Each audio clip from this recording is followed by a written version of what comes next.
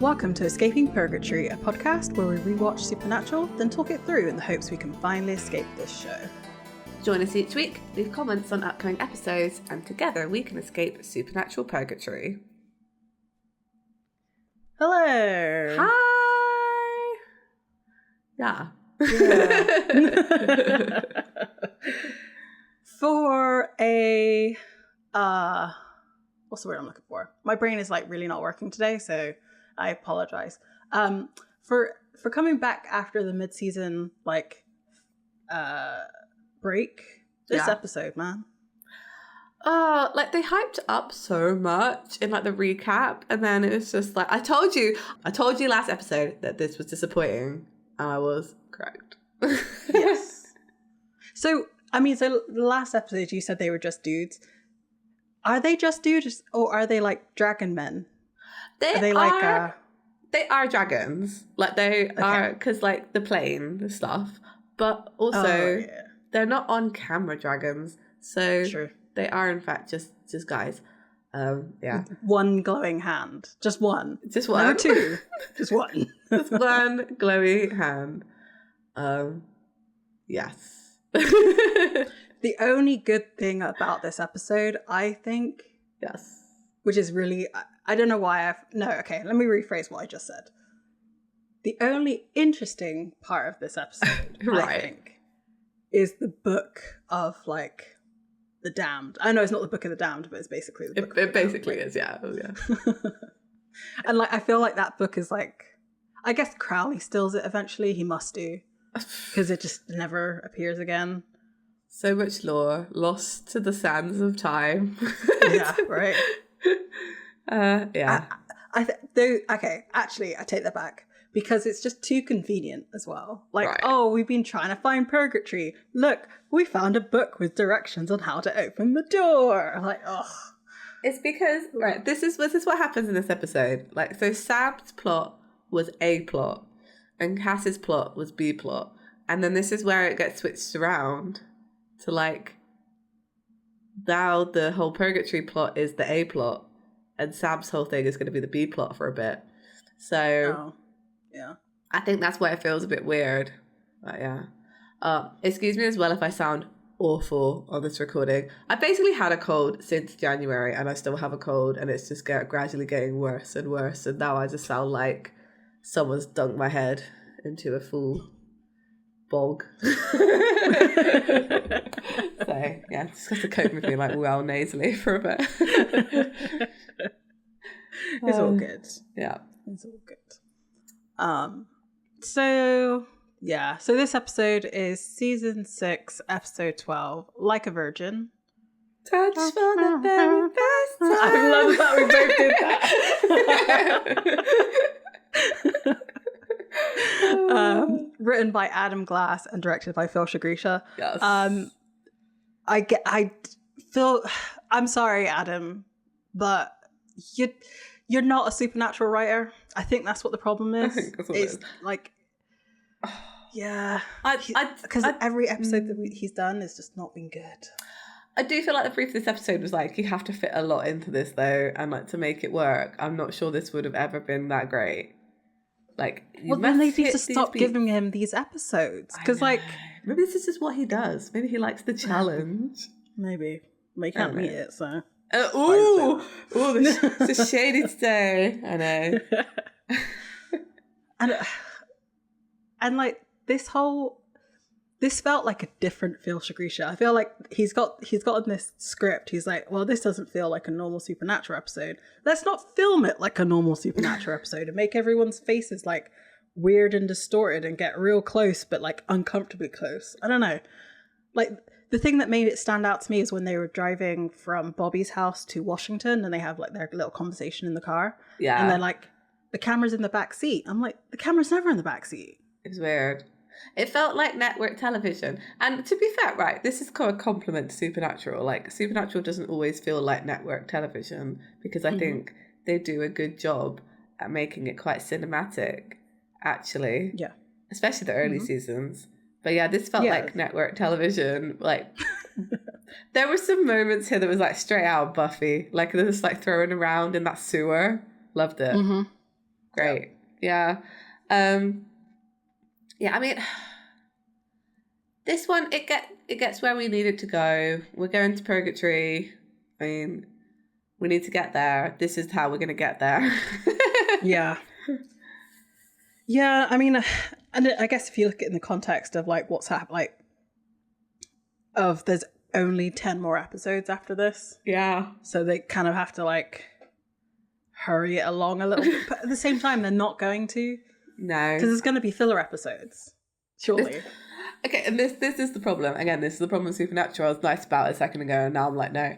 Is that you're like, you have so much to do. You've got so much to do. The expectation is there, and then you do a filler episode that is not worth it. It's not worth the 45 minutes you could have used to like forward the story. Just please. Mm-hmm.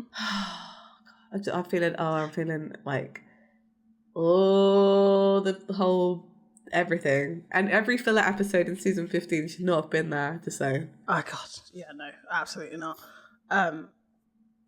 The other thing that kind of got on my nerves a lot, and this is at the end of the episode. Yeah, chucking my cheese. Did you see it? Jensened my ackles. I saw that. I love that so much. Was that like?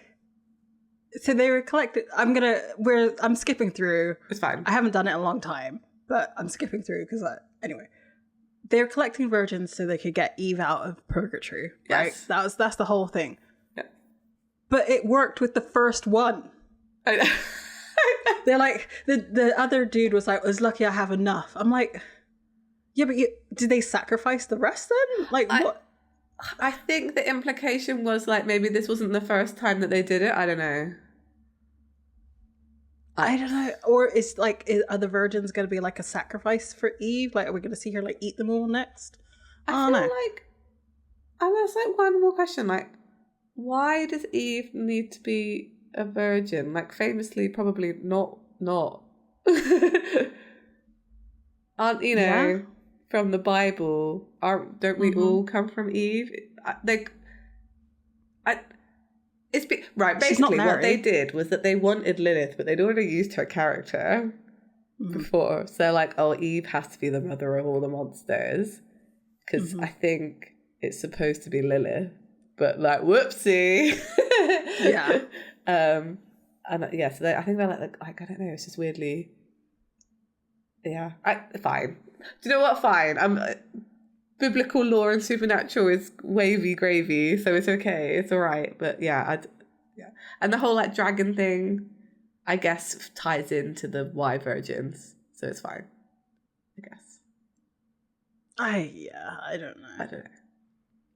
Anyway, I don't know why it annoys me, because I don't like the whole concept anyway, and then I'd like to make a whole episode around it. But like, fine, I guess, if you're using dragons. Wasn't it just princesses? Aren't dragons just supposed to eat princesses though? Yeah. I don't know. I'm being picky about mythical creatures, so I'm just gonna stop. And like the thing is, they didn't like you just said, they could have. Why? Okay. Why not mothers? Why couldn't they have instead? done the Virgin Mary then? Why couldn't, like, I know you could corrupt that, whatever, but like, if you're gonna do virgins, at least pick the the most famous one. Yeah, I know, right? Like, yeah, the whole it's fine. No.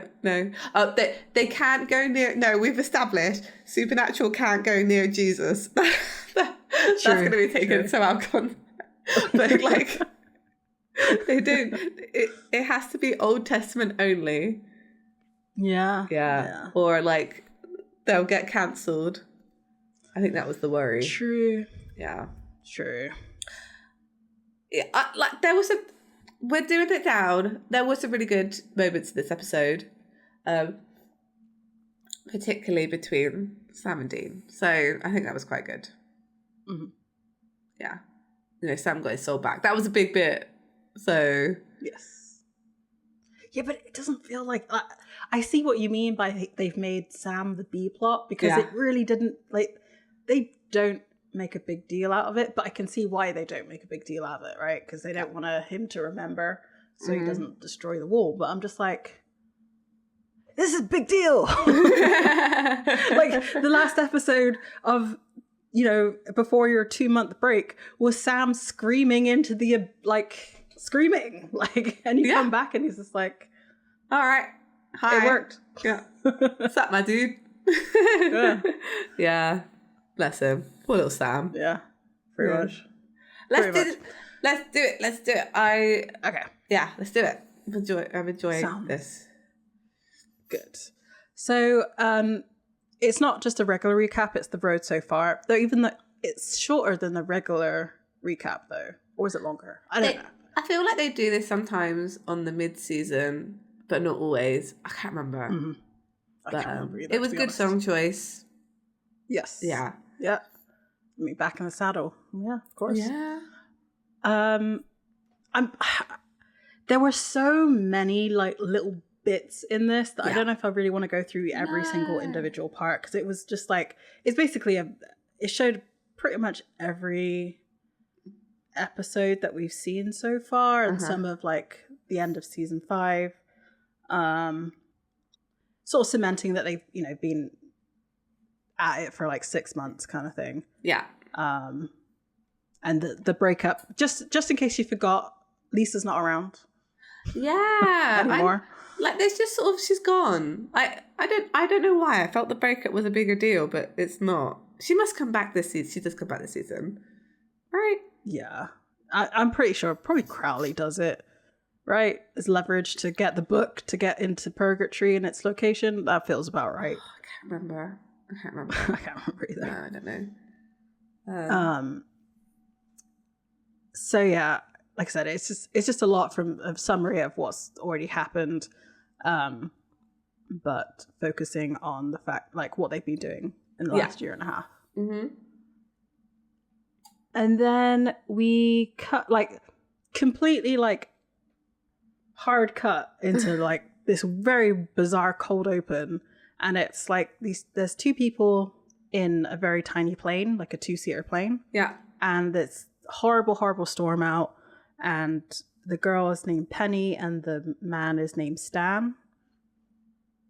I thought Stan was, like, 45. And was his like daughter, but no, they're on a date. And obviously the storm's really, really bad, and he's like, oh, Stan is trying to calm her down, telling her that like more people die in the shower. That's not helpful. No. Thanks. You didn't catch me in one of those planes. No, thank you. No, thank you. Nope. I've been in a 6-person plane, and that was small enough. Whoa. Yeah. Yeah. No, thank you. Nope. I was a kid, so I had no choice. I had to go in it because my parents wanted to go fly over the Grand Canyon, so it was cool. I don't remember it. Cool, apparently. I did it. I don't remember it. That's the thing about taking your kids places, right? They're like, yeah, it's really cool. Like, no recollection. 20 years old. None. No.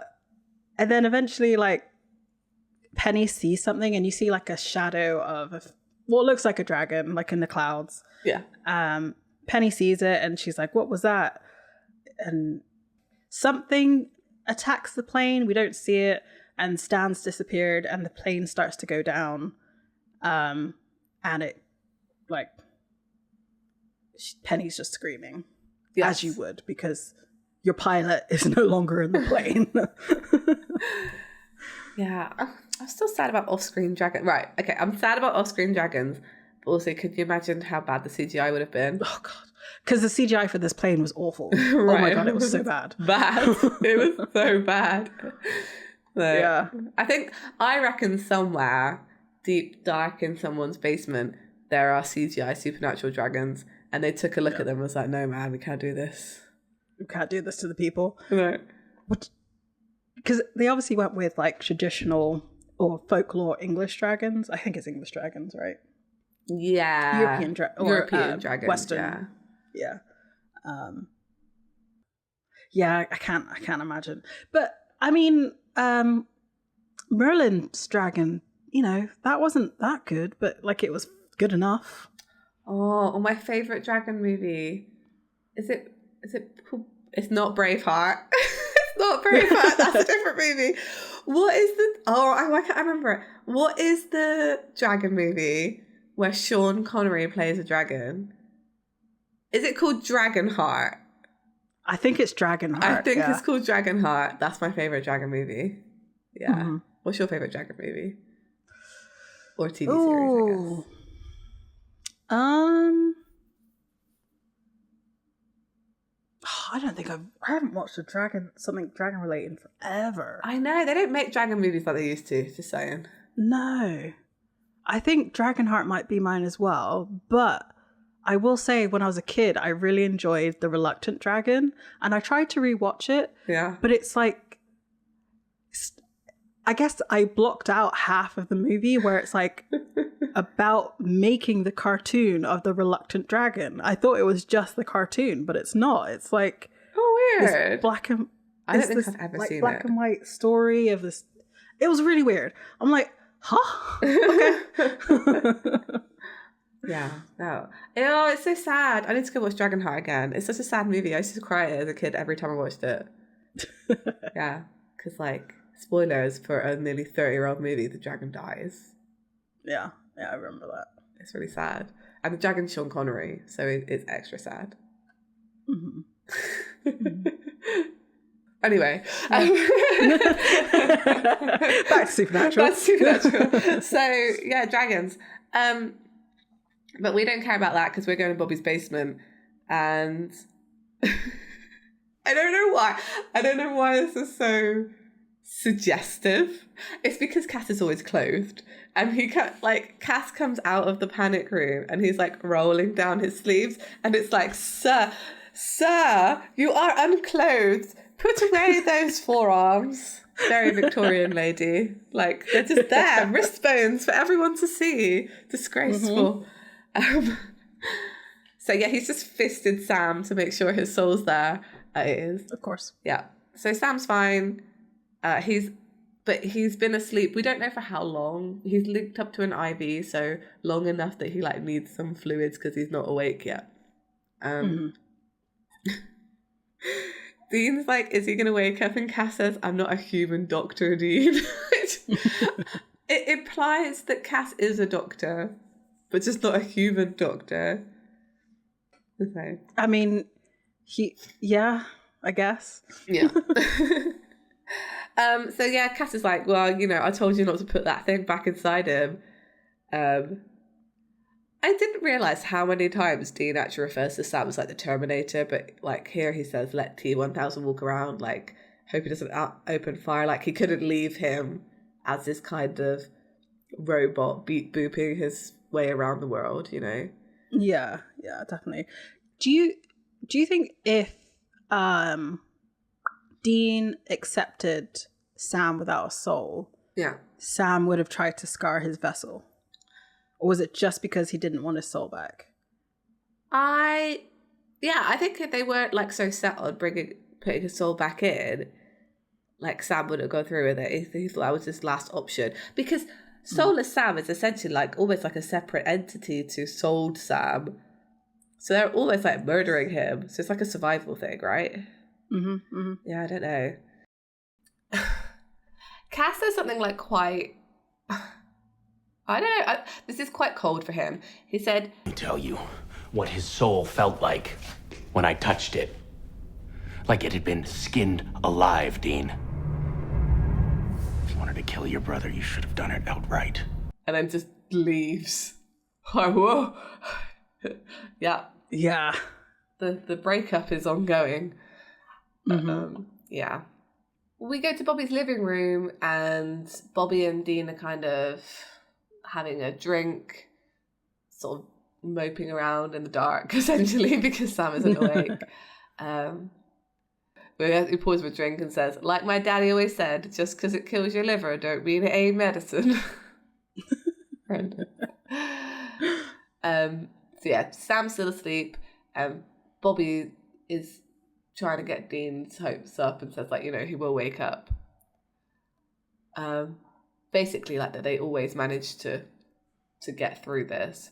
In the meantime, Bobby has a case for him. It's the plane that we saw in the beginning, that 2 people died in a plane crash. And Dean's like, okay, fine. But like, it's just a plane. Right. And like, it's not that weird. But then Bobby says that the pilot was actually found 17 miles away, flambéed. That's such a visual. Thanks, Bobby. He has a way with words. He really does. He should be a poet. He really should, yeah. And the girl is gone. Like, they didn't find anything at all. And Dean's like, okay, yeah, fine, this sounds good. And then just as he's agreeing to take the case, like, Sam walks in. He's like, what's up? So they have a little Winchester hug. It's long, it's protracted. Aww. He's like, Sam. He didn't say Sammy, he just says Sam.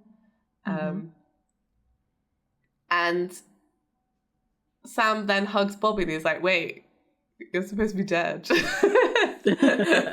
I completely forgot about that until he said it. I was like, yeah, Bobby did die. He did. And Bobby's like, yeah, Cass brought me back. And he's like, Sam's like, Cass is alive! Like, he exploded. So yeah, it's clear that he doesn't remember some stuff. Yes. Yeah. So they set him down with a little snacky drink. You know, it's what you do when you come back from dead. You have a little snacky drink. And asking what he remembers. So Sam says that he fell. So remembers falling into the cage. And then woke up in the panic room and everything else is kind of black.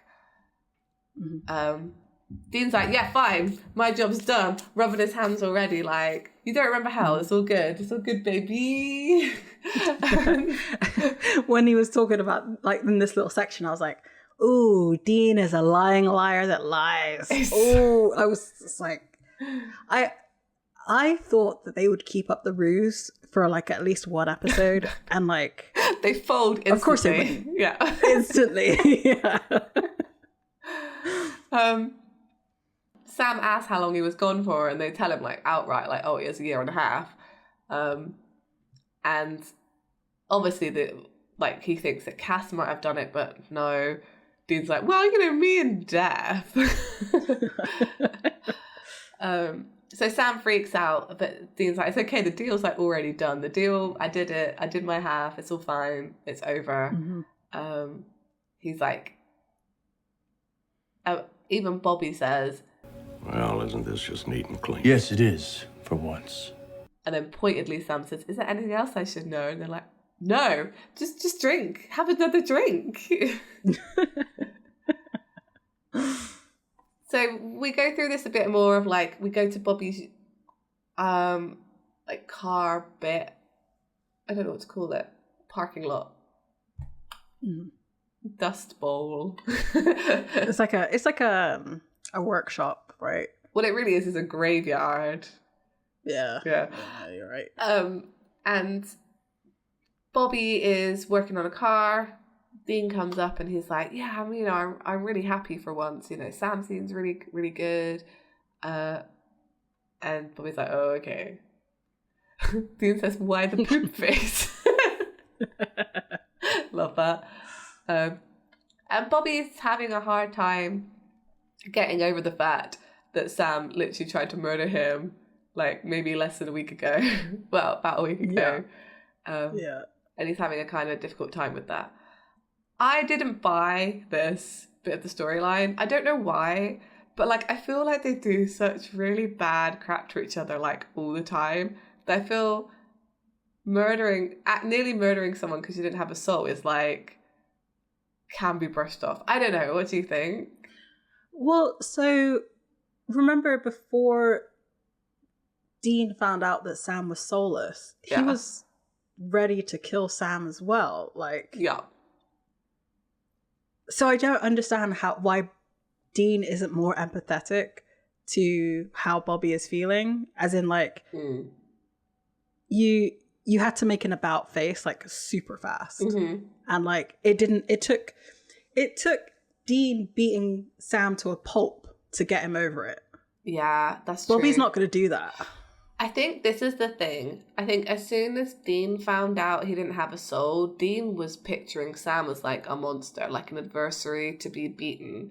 Whereas Bobby was always seeing Sam in there. So for him to like turn on him was harder because he wasn't expecting it. I think that's it. Yeah.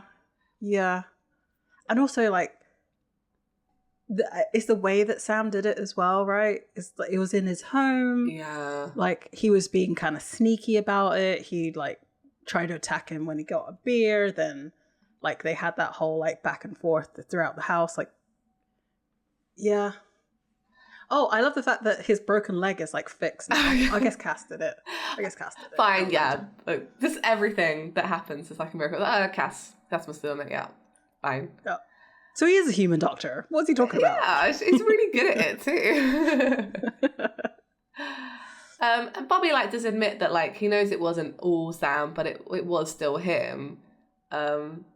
Which is maybe why he's having such like a hard time getting over it. But like, he does recognize that it's also not Sam. Do you know what? I'm okay. I am okay with this, I think, actually, because you're right. It would be weird for Bobby to just get over it as well. And yeah, he did almost murder him. Fine. Okay. And it was only in the nick of time that Dean saved Bobby, to be fair. Yeah.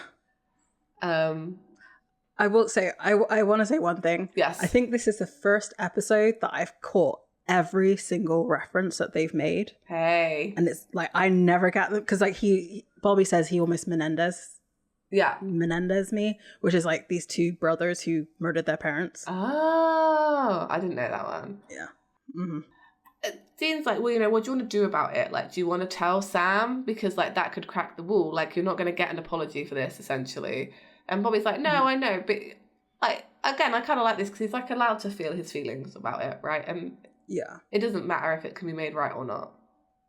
But he does make the point that, like, One way or another, someone will tell him or he'll figure it out on his own. He's not dumb. He should hear it from us. And he's just like, can I just have one day? Basically, just one freaking day. Mm-hmm. Where everything is at peace. Yeah, exactly. Bobby even says here, I said about him, like, the Sam being the B story. He's like, But you better prep for the B-side, because when Sam realizes we're shining him, it ain't gonna be cute. The thing is, Sam is actually pretty, I mean, at least in this episode, he's pretty accepting of it. it's because he's Sam again. Like, we haven't seen him for a while. Like, Sam is just like that. He's just like, yeah, just go roll the punches, man. It's my destiny, dude. Where's the hippie shirt when you need it? Like, he's just like, yeah. Right. I know. Oh, I forgot about that hippie shirt. I know, right? Come on. Need it back. Yeah. So we kind of cut up to a little bit later in the day. I guess Dean's getting ready to go on this hunt for this plane because he's looking in the trunk of the Impala. Bobby's like, oh, is Sam still asleep? And Dean's like, yeah, we'll let him rest. But then Sam's like, hey, I'm here. Dean explains to me about this hunt that he's going on. And Sam's like, yeah, let's do a hunt. I'm fine. Mm-hmm. So I mean about all like the rolling with punches. And you could see that before that Bobby was getting ready to go with Dean because he was kind of putting his stuff in the car. But when Sam decides to go, Bobby's like, oh no, it's fine, you two go ahead. Like, because of the previous conversation they had about him kind of not being comfortable around Sam for a bit. Mm-hmm. Which is why he was going to go on the hunt in the first place. Exactly, he wanted to be away from Sam. You're so right, yeah. And he's like, no, I promised like that idiot Rufus that I'd work the phones for him, so and Sam immediately clocks that Bobby's off with him because you would do, and asks what was that. Dean says 1 part age, 3 parts liquor, which I do enjoy. Great line. So they're on the road.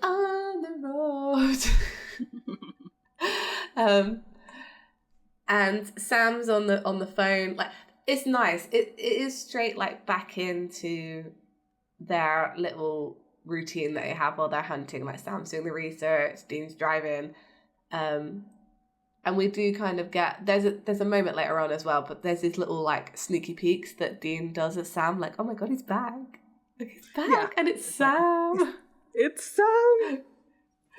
I could be a proud big brother again. Yeah, I liked it. It was really cute.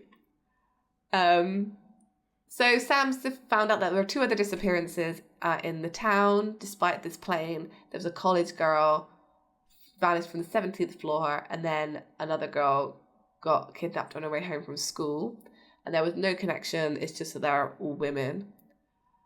Dean's like asking more about the plane, like what could actually abduct someone from the sky. And there's this like a beat where they're like, I don't know, and then Sam changes the subject to like, oh, so you never even tried, huh? Like to go live a life, like you promised that. And Dean does admit that he did try. I was with him for a year, Lisa and Ben. A year? So then what?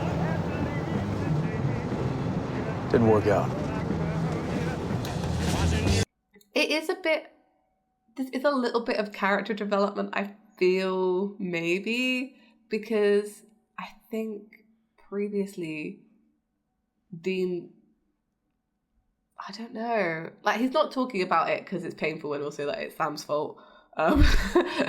Very much so that he's not with Lisa and Ben anymore. He doesn't want to make him feel guilty and the whole wall thing. But I don't think it's just him keeping a secret here. I think he is genuinely like doesn't want to talk about it because it is painful. I'm not sure. I think so. Yeah.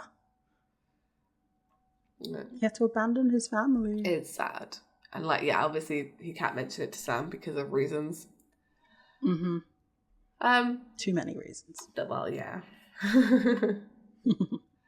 So they turn up to this woman's house. I'm not actually sure which missing woman's house this is supposed to be, but from the plane. It is the plane woman. Okay, fine. Yeah.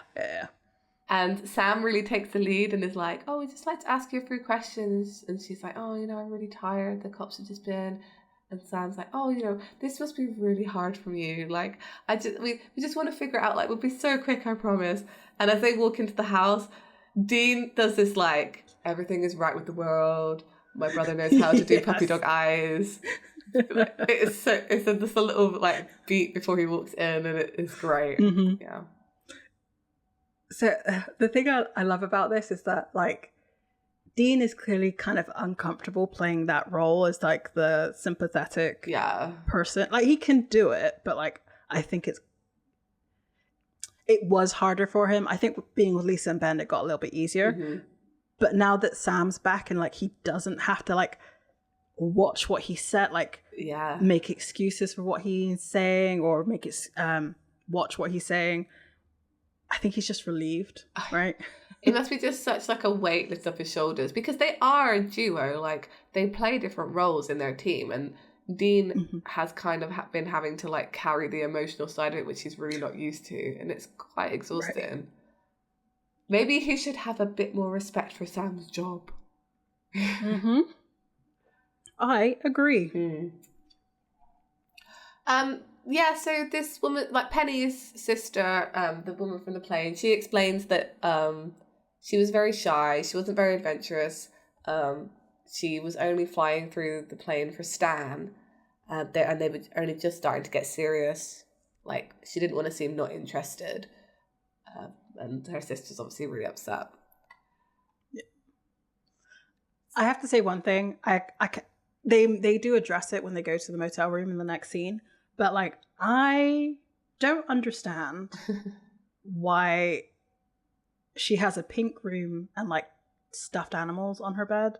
Like, I know she's supposed to come off as this, like, innocent person, but, like, no. Like, I don't know. It made her look even younger, and it just made me feel even more uncomfortable. So, like, at first, like, I honestly thought she was 17, but, like, obviously, like, she was 22. They mentioned that her age was 22, but I was just like, I'm pretty sure everybody grows out of that. Like, at least, especially with like stuffed animals. Like, I don't know. Even if you want to stay like pure, quote unquote, whatever. I have a spot to build a bear. I'm not afraid to admit it. No, but like not in the same way, right? No, I guess not in the same way. Like, it reminds me of, I was reading this like thread the other day, which is quite old, which is like, when have you been watching television and you've realised, oh, this episode was written by a man? I feel like this is one of those times. Yeah, I mean, sure, you could do it for the like aesthetic. I feel some people do. Like pastel goth is very in, right? With your whole pink room. But yeah, this is right. This is the thing. Women can be virgins and have like sexual experience, and also not be childlike. And I think that's the thing that people men struggle with. It's like, they're just everyone's just living their lives, people. Man. Yeah, just people, with jobs and like being professionals, and like maybe it shouldn't be a thing. Why is it a thing? It annoys you so much. Yeah, and it's just because I don't know, the way that her sister is describing her, it's like as if she doesn't have a job, as if she's like, she stays at home and like reads her diary every day. Like, okay. No, I'm pretty sure she has a life. Like, how else did she meet Stan? Yeah. Like, he didn't just appear.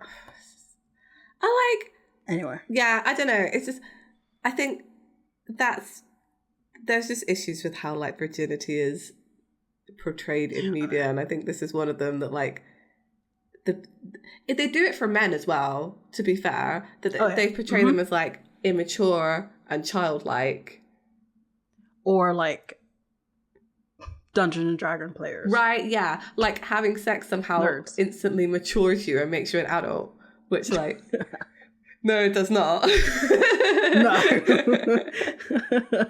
definitely doesn't. But that's how, like, if you watch TV, if you're like an alien coming to TV, like, wow, this must be some kind of like amazing like maturation ritual, because suddenly you would throw away all your stuffed animals and paint your room grey. I don't know, like, what is this?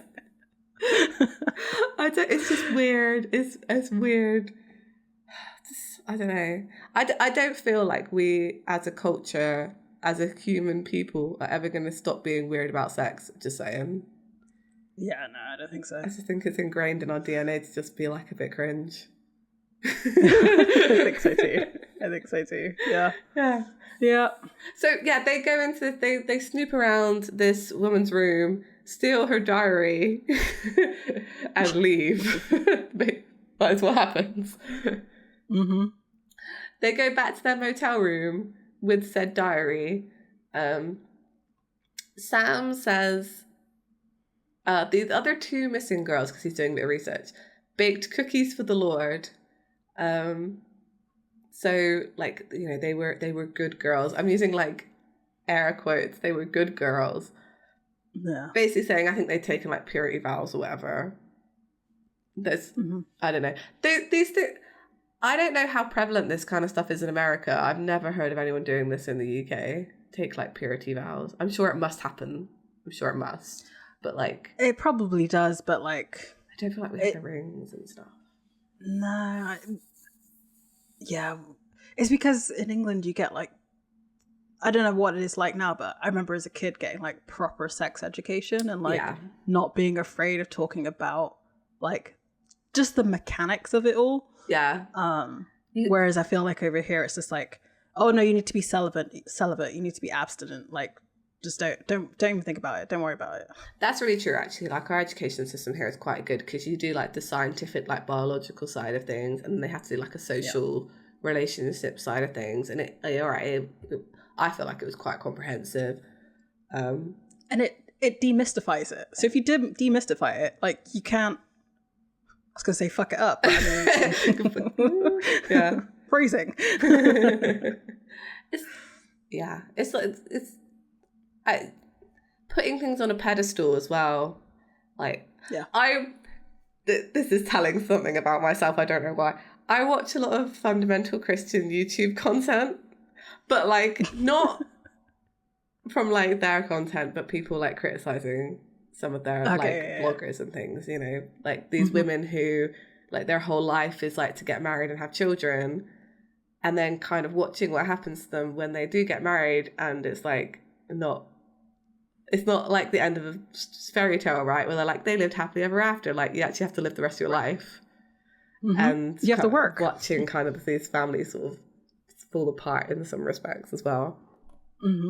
Because they've been sold like a lie of their whole life. Like, oh yeah, just get married and everything will be absolutely fine. Like, you'll be taking care of your whole life and your life will be all sunshine and rainbows. And then obviously it's like not. It's pretty terrible to like put anything on that kind of pedestal, especially when it's like to do with your whole life.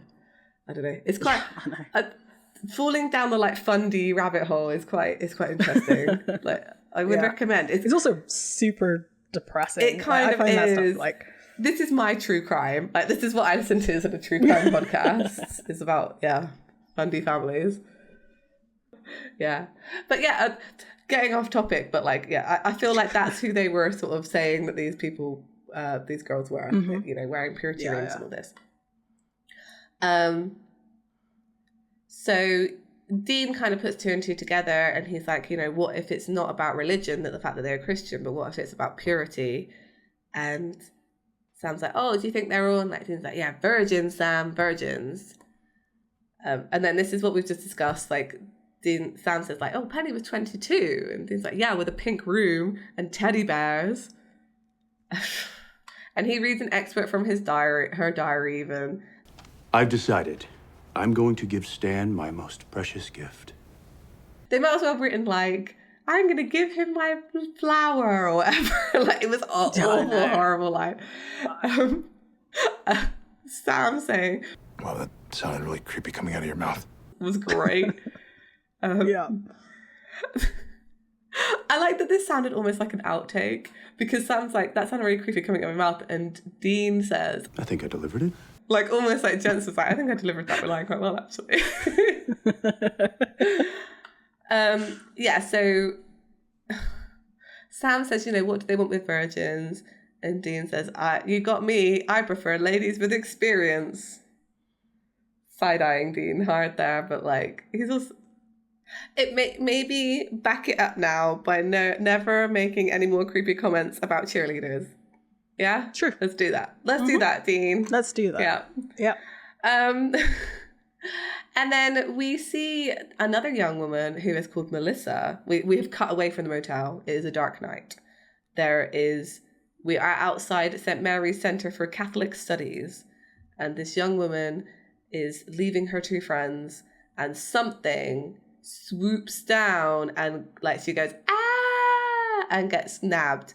And I don't know why. Again, this really reminded me of a scene from Buffy. There was just something about this episode. I don't know if it's because it had like, no, that doesn't really happen in Buffy. Was there an episode where like girls get kidnapped? Probably. Yeah. I think it was all like the dorm, like it felt like it was in Buffy's college era, that kind of bit of the series. I don't know. But yeah, she gets nabbed by a dragon, but we don't see the dragon. We just hear the like woof, woof, woof of the wings. Yep. And all the like debris is like flown everywhere. Yeah. So then we cut to the hospital, and she's explaining kind of what happened to her to Sam and Dean, and Sam again is being very empathetic, puppy dog eyed, and saying that like it's all right, you know, you can tell us basically anything. She's like, well, the other guy didn't believe me, but it looked like a giant bat. Then she says, you know, it came right at me. It was huge, I swear. And that's how I got this. And as she says that, she like turns around and sort of shows her back, and there's these massive like gashes down that look like claw marks. And I'm just like, oh yeah, that would have hurt a lot. Sounds like so it attacked, and then what happened? She says, I don't know, I passed out, obviously, because that would have hurt a lot. Yeah. And it sounds like, if you think of anything else, you can tell us, even if it doesn't seem important. And she tells him that she's lost her ring, but nothing else was stolen. And she tells them that it was a gold promise ring. And Dean's like, so you mean like a purity ring? I don't like how Dean's attitude changes here. Yeah. Because I thought he was going to be more like sympathetic, but he's like basically pressuring her to like be like, are you sure you should be wearing that ring? Yeah. Like, have you kept your purity? And she's like, well, I mean... And then she says, Matt Barn didn't count. So she has no purity, which I think is stupid that... Anyway. Yeah. She's no longer a virgin. And that's why she got left behind. Yes. Yeah. She's not any good as a vessel for Eve, which we established at the beginning of this episode. Yeah, exactly.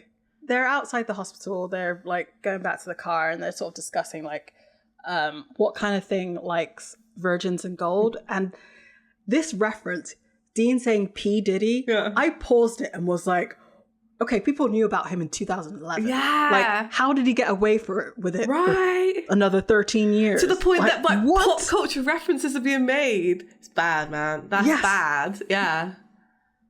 I was like, what? Oh, it was crazy. Yeah. And Sam says, You know, it's comforting. What's that? I died for a year, came back, and you're still not funny. Shut up. I'm hilarious.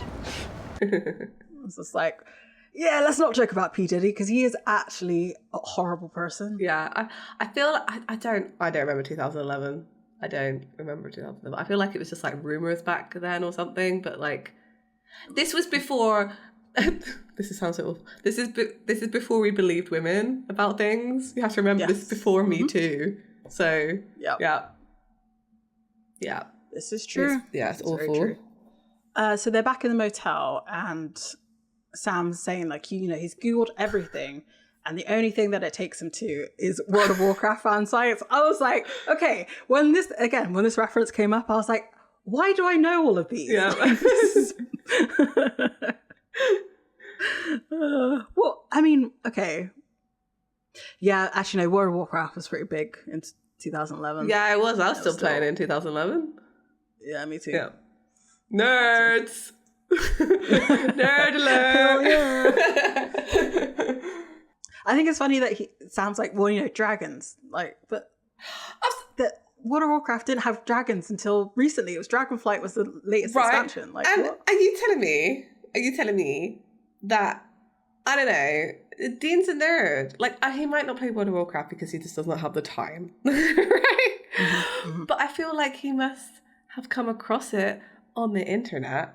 Like, he must have some vague reference. I guess most of like Dean's references are from the 80s. Like he's not very up to date with internet culture. No, he's not. Which is good because if he was, he'd be a menace. He really would be. Yeah. It sounds like, well, no, it's like dragons. And Dean's like, well, actually, it might be. He's like, how? In what reality? And obviously, Sam doesn't know that there's been a whole bunch of weird monsters that have appeared in America. And he's like, you know, we should get a second opinion. And they call Bobby, who's cooking. And he's like, what do you know about dragons? He's like, nothing. And he goes sort of back and forth. Even Bobby's like, you know, they don't exist. Like, what are you talking about? Hogwarts? No. Well, he says, like, they're not like the Loch Ness Monster, Dean. Dragons aren't real.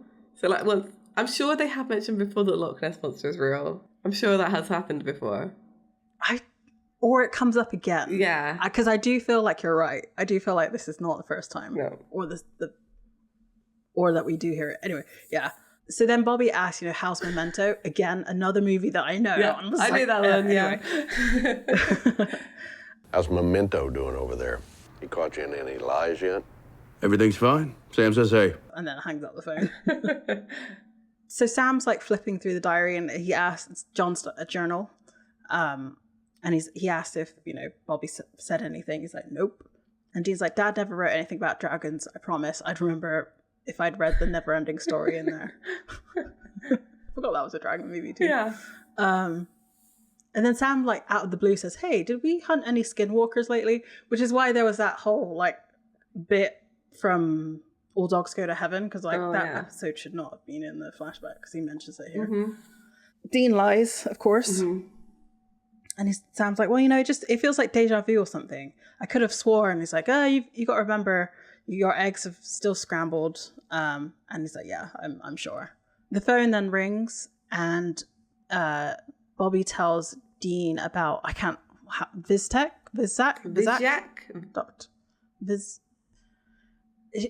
Just somebody that he knows, a professor that he knows in San Francisco. And Dean's going to go to San Francisco. So at this point, for some reason, I thought this episode took place in Washington. I said that at the beginning of this episode, but it actually happens in Oregon. Yeah.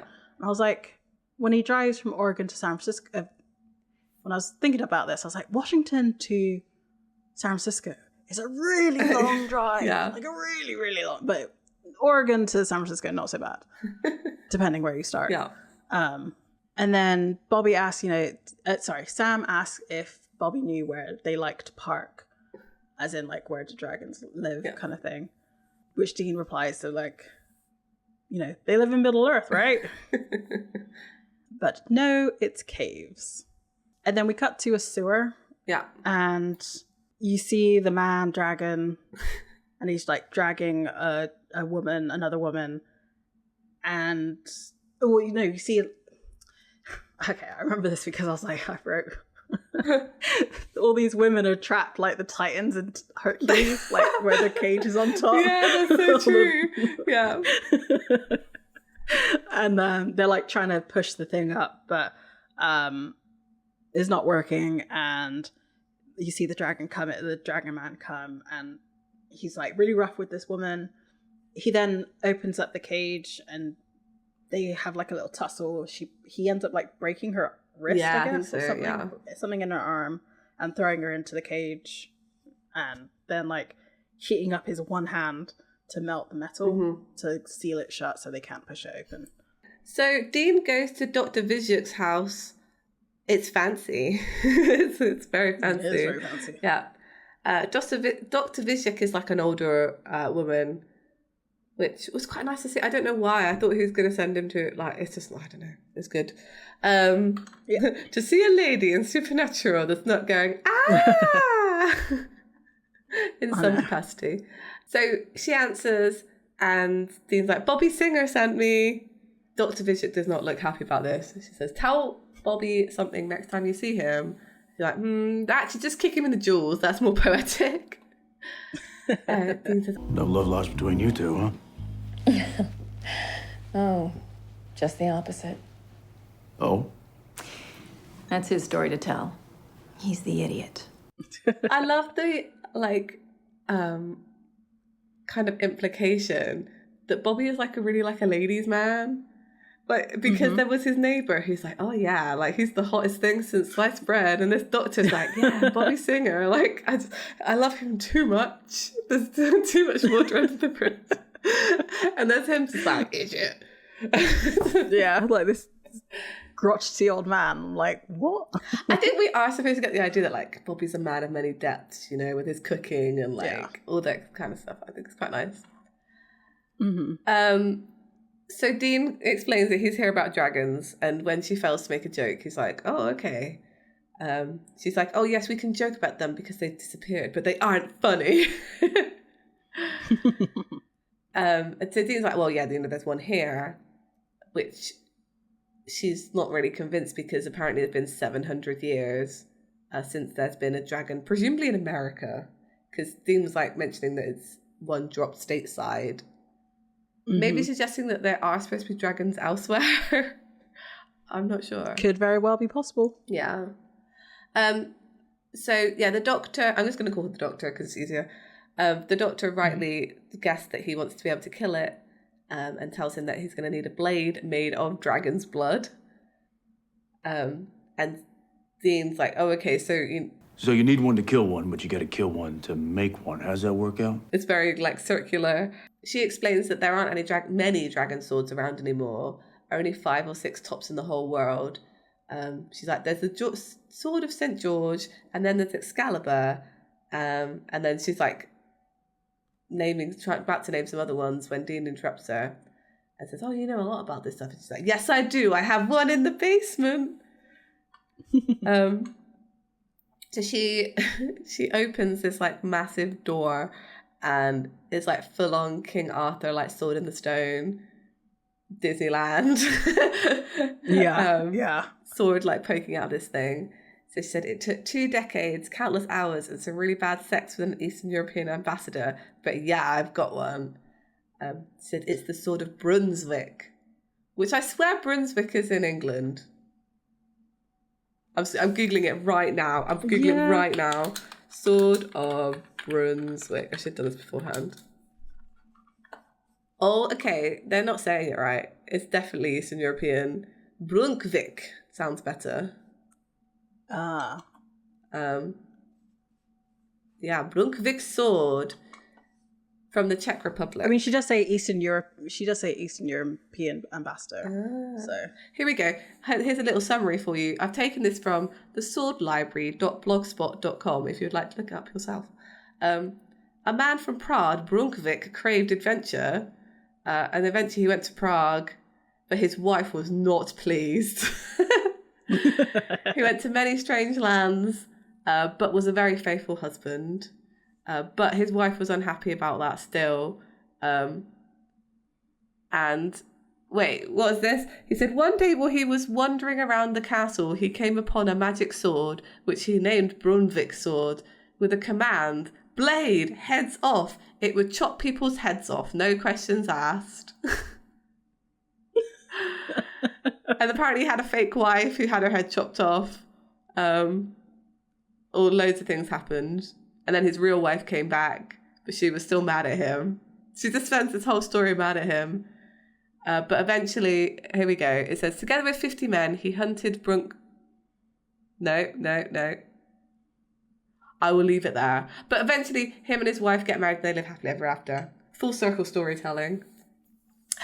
It's said to be hidden in Charles's Bridge in Prague. I have been there. And I didn't see a sword. Just saying. So, yeah. That's the same sword, which disappointing that they don't decapitate anybody with the sword then, isn't it, really? Because that would have been a nice little nod to that. Yeah. Mm-hmm. Yeah. So is this doctor an older version of Bella? Yeah, I think so. She's like a Lara Croft, but a hunter. Yeah.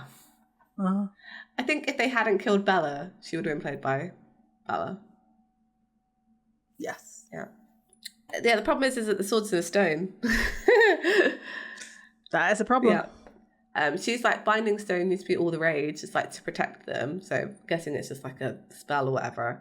We need a brave knight who's willing to step up and kill the beast. And Dean's like, okay, this is my cue. I am the brave knight. I'm going to do this. The music cue for this was amazing. Like, he steps up to the sword and it's playing this epic, like, Arthur music. And you're just like...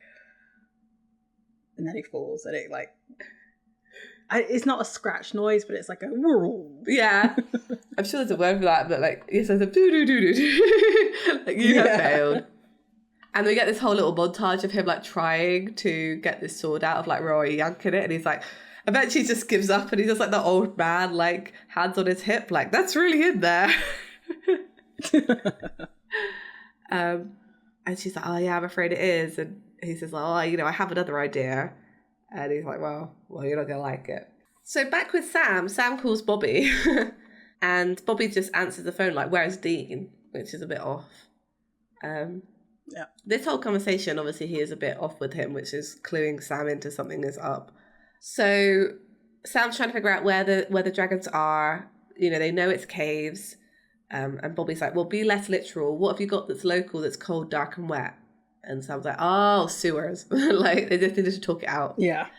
And then Sam asks, like, if Bobby's okay. And he says, the way you've been acting and talking, like, is there something I should know? And Bobby's like, no, all you need to know is where Godzilla's holed up. What happened this last year? Had its moments. No more than usual. Got nothing to do with you, Sam. How could it? And Sam's like, oh, okay, fine. And Bobby says, call me if you need anything, and then just hangs up on him. Sam sort of sighs once Bobby gets off the phone, and then kind of looks to the ceiling and is like, Cass, I'm back. Like, if you've got a minute to come down. And Cass says, oh, this was so awkward. Cass like arrives, just like, it's so good to see you alive. And Sam says, yeah, you too. And Cass like puts out his arms for a hug. And like Sam just looks at him and then sits down. Like, it's so. Why do you think Sam just didn't give Cass a hug? They're not at that place in their friendship. I don't think they're at that place yet. No. Oh well, I guess because the last thing that Sam remembers is exploding Cass. So true. So you would think that you would give him a hug and be like, I am so sorry. I got taken over and killed you. Right, yeah. Like, yeah, okay. Yeah. Sam does say, like, I would hug you, but, like, and Cass says it would be awkward. And like that's like, I wanted to see the hug. This hurt me. This hurt me right in the chest. It was the healing that Cass needed. I know, I just didn't get it. It's so sad. Yeah. And then Sam completely tricks Cass. He's like, crazy year, huh? Like, I talked to Bobby and he told me everything. Cass like, yeah, I'm surprised you survived. Like, I was begging Dean not to do it. And Sam plays along and says like, oh yeah, Cass like, it's a miracle. Like, Cass, once he gets going, just like does not shut up. Yeah. Well, it's because he's had to hold on to the fact that he messed up in the first place for over a year. And then like he can kind of let it go. That's right? so true. He can be like, okay, I no longer have to keep this secret. Like I have to keep the secret, but I don't have to keep like another secret. Mm-hmm. Yeah, like his mistake got fixed. Like, and now no one ever has to know, Yeah. Mm-hmm. So how does it feel? What? Well, to have your soul back, of course. And Sam says, yeah, like I was walking around with no soul, like real good. Like, can you mind telling me a few more things that happened? So we cut back to the doctor's basement.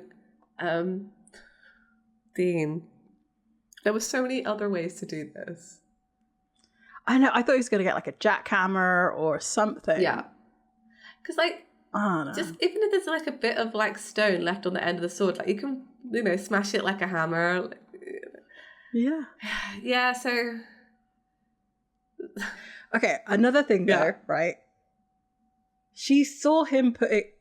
Sorry, do you want to explain what happened? No, it's fine. Go ahead. It makes sense what you're going to say. Okay. I understand. Yeah. So she watches Dean put explosives on this rock, but yet doesn't take the time to take anything else out of that room. It's urgent. So when it inevitably explodes and rock debris goes everywhere, you see that like pictures and stuff on the wall are now damaged. Why were they doing this indoors in the first place? It's yeah, Right. exactly. Take the rock outside, man. Those. I know they're short on time, but like I jackhammer. don't feel like those wooden doors would have like withstood C4. The little like boom that it did. Yeah. So Dean blows it up, and inevitably the sword breaks because he kind of like pulls out a hilt, and it's just like jaggedly broken. And he says, "You've got insurance for this, right?" I mean, if she does, she's gonna get a pretty good. Oh no, she won't. It's her own fault. She could claim that some random dude came in. Notorious serial killer Dean Winchester broke into my house and blew up my sword. Like, don't believe me? I have it on camera. True. So yeah, Dean takes the sword back to Sam, and Sam says, Hey, what are we supposed to do with this, Dean? Give it a booster shot? It's what we got. All right, we're just gonna have to get a little closer. That's all. he's like, where are the caves? He's like, it's not caves, it's sewers. So yeah, they're all gonna go to the sewers. Sam does look like he wants to say something, but it's almost like he wants to finish the hunt first. He's like, gonna suck it up for now. He clearly has been told some things in the facial expression. So they go to the sewers, and it's gross down there. I mean, they've been to sewers before. They've been to grosser sewers than this before. I think of Skin. Yeah, me too. Yeah. And Dean says, It's probably the same set actually. it probably is the exact same set. So Dean says, when I just get used to a smell, I hit a new flavour, dude. We've been here for hours. Like, I think the lure is off. What if dragons like nice hotels?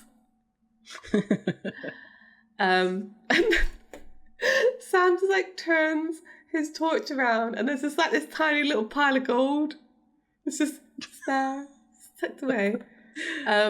Yeah. I did think, like, if they're stupid not to steal any of this, but like, Right. luckily as they walk off, like, Dean is like shoveling some into his jacket pockets. Like, yeah, my dude, go for it. Of course, I mean, it's already stolen, so like, why not steal Why it not again? steal it? It's ethical stealing, right? Yeah. I think so. And they're like, okay, maybe there are dragons here. Sam finds this altar. There is a book. It says a little arts and crafty for a giant bat. And then we hear, as they kind of pick up this book, we hear Penny, the girl from the plane, is like, help! And they find the girls underneath all the grates. They like run towards them. And she warns them that he's coming back, and they turn around and there's just some guy. With a glowy arm. With a glowy arm. It's lame. I thought this... The best bit about this fight is when Dean loses the sword down the grate and he's trying to get it back and he's too short to do it. And then Sam runs over and immediately just like grabs it because he is a gigantor person. So, okay, here's the thing though, right? Sam is the heroic knight who's willing to kill the beast. Yes! That's right. That's why he can grab the sword. It's stuck in a, I say stuck in a stone. Yeah. Quotes. And he can just easily get it. The thing I don't like about this whole bit is how chaotic it was. I could not follow what was happening. It was bad. I was just like, it was cramped. It was dark. I was like, what? And then like another dude shows up and I'm just like, what is going on? I am so confused. There should just be a bit more like Jack. There needs to be more light. Like let them have some torches on the walls or something, you know? Just something. Something. It was not a great fight scene. I love that. I did not clock that Sam is obviously like the chosen one. Because he is the chosen one, right? That's his whole thing. That's quite funny. That is his whole, and now that he has his soul back as well. Yeah, that's really funny. Like that's quite meta as well, I feel, on this. It's like when he picks up... It's quite completely by accident. Yeah, because he picks up Mjolnir something at some point as well, doesn't he? Yeah. So, and Sam is ultimately the one who stabs the dragon as well, and the other one escapes. One of them. Yeah. Mm. So, I love that. So the case is done. I know, right? Apparently. Yeah. Like, there's no follow-up, there's no nothing. The dragon escapes in a whoosh of air. Presumably they've let everybody go because they're now back at Bobby's house and Dean is like picking through the gold. How did they let everyone go? Because like those grates were like melted on. Did they like have to call like public services and be like, bring a jackhammer? Yeah, they probably called the authorities, right? And then scarpered. Yeah. We were in the sewers and we found some girls. Bye! Run away, Sam! Yeah. Okay, anyway. Yeah, pretty much. Dean makes a joke of like saying, hey, ask me what time it is, because he's like fiddling with a watch. So Sam says, why don't you just cut to the chase and roll in it, as in like, you know, what's the Scrooge McDuck? Scrooge McDuck, like that, yeah. And I love this line from Dean. I don't know why, it's just like, I rarely have wealth. I don't know, that just felt good. It was a good line. I agree with you. I liked that one as well. Yeah. I am so sorry. I can't even begin to say. Dean's like, what? Because he's still in, like, he's moved on to the next watch and like is making it the right time. To be fair, that's exactly what I would do if I suddenly had a pile of watches. Absolutely 100%. That's what I would do. And it's the look on Sam's face that clues Dean in, and he's like, did Bobby? And he's like, no, Cass. And it's like, Cass, freaking child. And Sam says, you know, you should have told me, Dean. And Dean says, well, you weren't supposed to know. And Sam's like, what I did to Bobby, to you, of course I should know.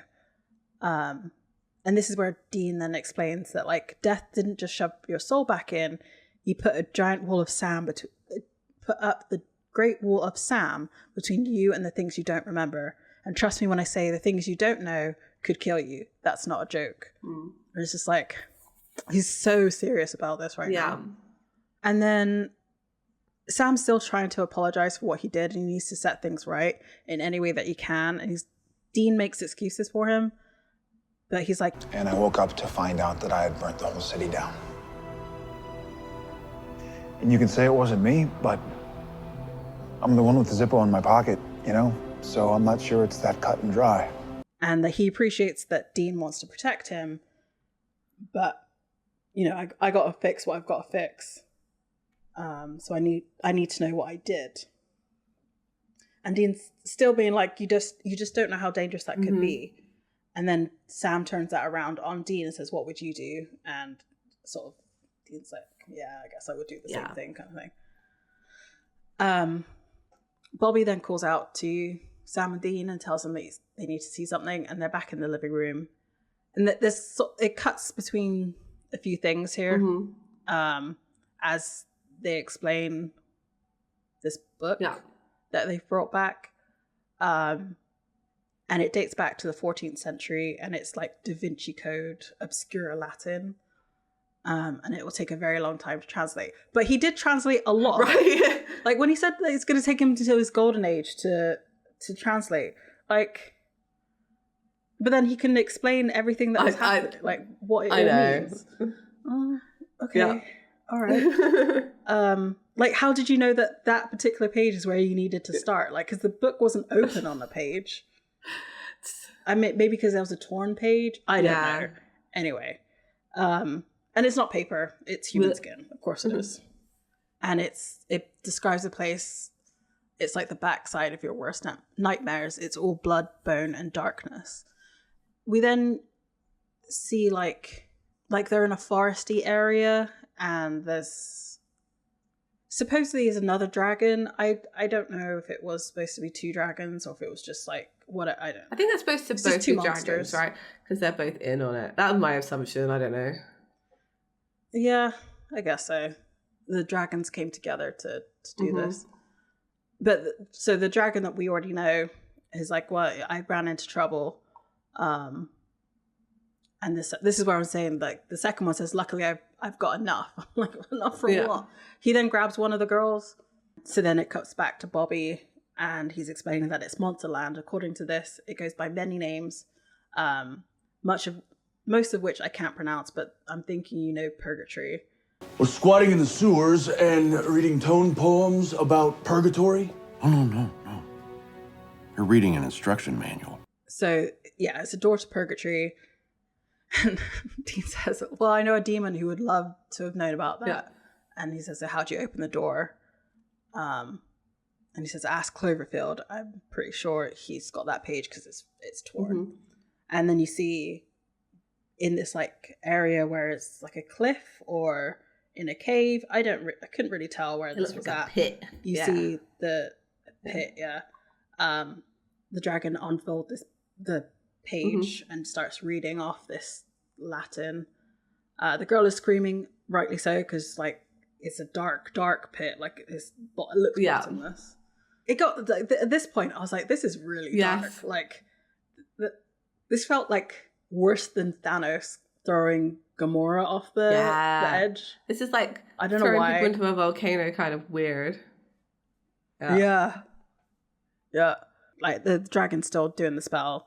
Cuts back to Bobby's house and says it gets worse. This ain't talking about how to take a vacation over there. This is about opening a door to let something in.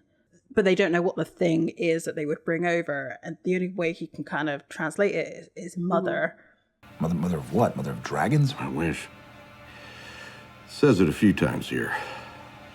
Mother of all.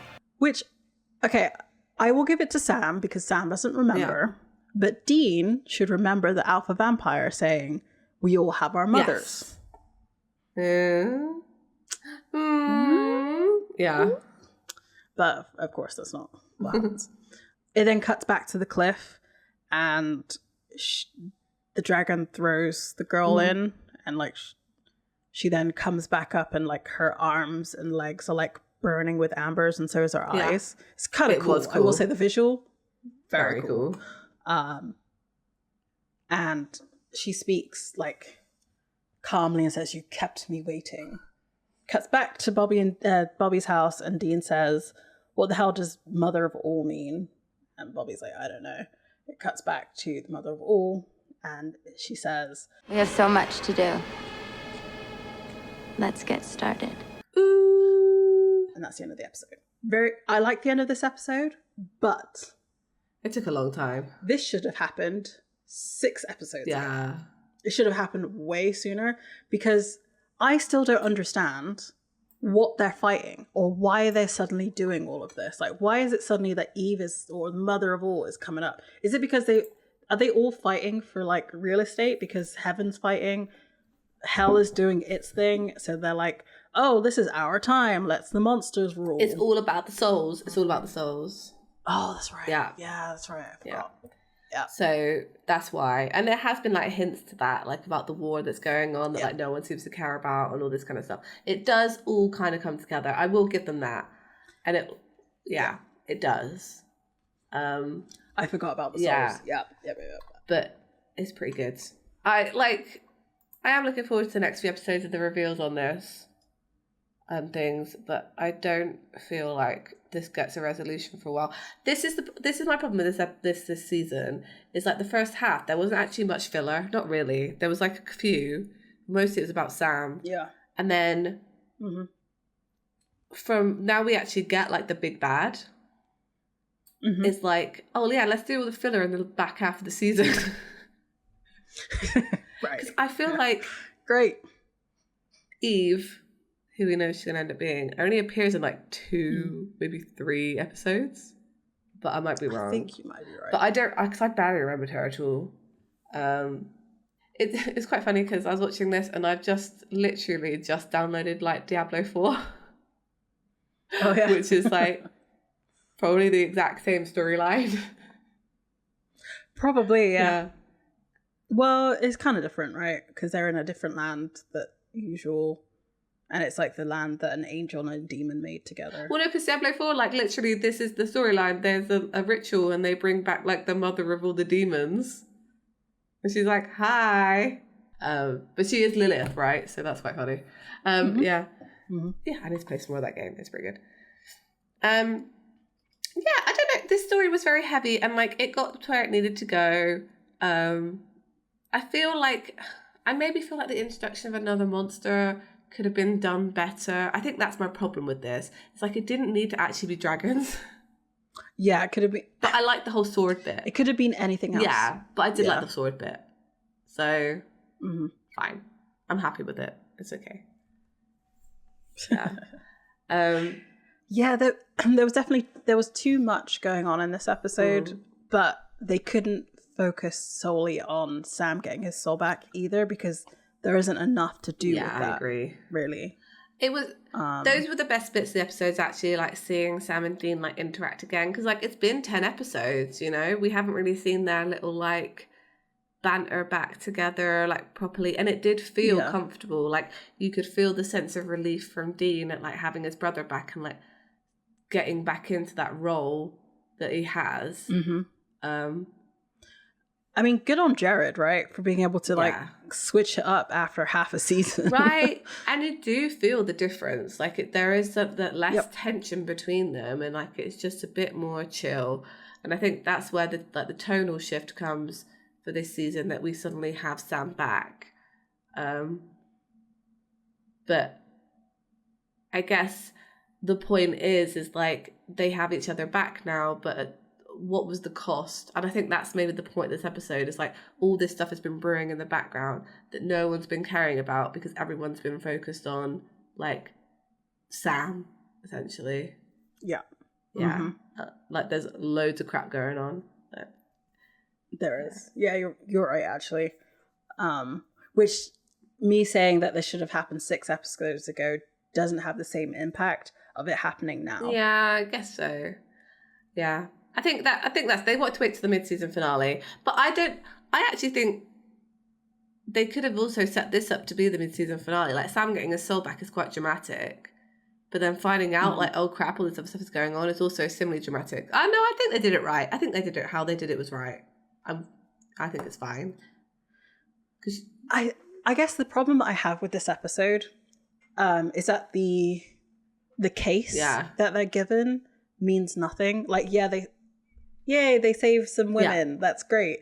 But like ultimately they didn't, because there was still a car full of other people that also got abducted. So it's just like, the sword bit was fun, but I feel like maybe they could have shown the monsters collecting the people, the women, as something that's going on, while they focused on like mending the relationship between Sam and everybody at the same time. And then like we still have the same ending of this episode because that was always going to happen.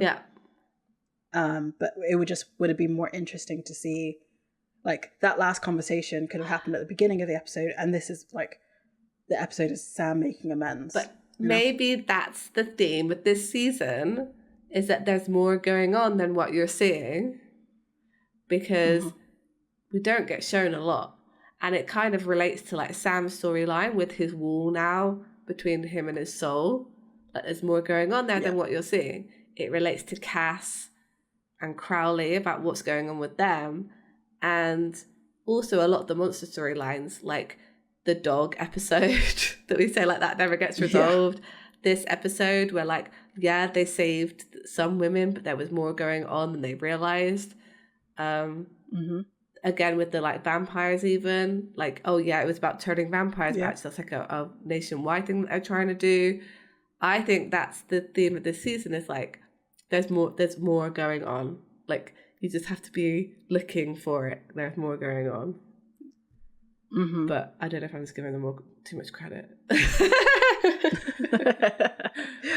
I guess we will maybe find out. I don't know. We will. The Man Who Would Be King is in the season. I'm so excited. I actually think that it brings so much together. I'm so excited for it, and it's still ages away. So I'm just going to stop talking about it. But it's getting closer. It's getting closer. It's getting closer every day. That's not how that song goes. It goes, every day it's getting closer. I think I've said everything I wanted to say this episode. I'm just disappointed about the dragons. They could have been so much cooler, and they could have been so much worse. And I kind of, some ways, wish they were worse. I love some bad CGI. Right, and like I know it's expensive. Yeah. But there were literally just like, there were 2 scenes in this episode. Yeah. Like 30 seconds. They could have get a plastic dragon. Just do it. I want to see it on a string. Its wings don't need to move. I just want it to be like, meh. Yeah, you can see my hand though. We're not talking like Smaug from the movie where his face animates like whatever. No one needs that. No, that movie didn't need that. We just want. Sorry. I know. That's where all the budget went. Yeah. But like, you know, just give me something. You know what I want? I want that like Play-Doh look of stop motion that they did in like Jason the Argonauts. Yeah, I want that. Yeah. That would look so dope and super. That's probably more expensive. Yeah. There's do you watch Gravity Falls? Or have you watched Gravity Falls? There's I do too, it's so good. That episode where like Mabel's afraid of stop motion and like they go fight them and they're like, oh, we're so glad that we're facing it because this would be really cool. It's such a shame that you can't see it kind of thing, like breaking the fourth wall because you just see like the shadow of it. Yeah, I know. I remember that episode. It's a good episode. I love Gravity Falls. I have upstairs a jumper that I've been needing to turn into like a Mabel jumper. It's like a huge pink roll neck. It's amazing. Yeah, nice. Found it on eBay. Nice. Yeah, right. So Annabelle. So I think that kind of wraps up the episode. It really does. Like... straight into Gravity Falls. I do have a Waddles pin somewhere. I need to find that. It's pretty cute. What is the next episode? The next episode is Unforgiven. I would sing it, but like we might get copyright struck for it because Metallica. And my rendition would be so on point. Oh, that is so funny. If they actually like copyright strikes from going like the guitar riff, do do do. Oh, it's ruined. No, the whole episode is ruined forever. Yeah. So I mean, this is a redemption episode for Sam. So that's true. We'll see it. So he gets to both play Solar Sam and regular Sam. So that's going to be interesting to see. Yes. So at the end of this episode, I'd like to thank Pixar Agora for his wonderful artwork that you can see on all of our stuff and our episodes. And if you'd like that logo on a t-shirt, like I'd like to see it on a t-shirt, I wonder if you can get it like on booty shorts, like just on the butt. Like that should be definitely a feature. You can get it on Redbubble. So go there and have a look. They always have discounts on, so like go take advantage. And if you'd like to come talk to us about dragons I mean, do it, because dragons are cool.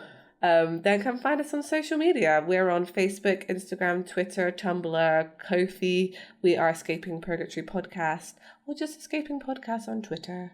So come say hi. Yeah. All right. So this week we came across some shadows of a dragon. It was terrifying. The wind alone. Oh. And hopefully next week we can find it right out. Bye. Bye.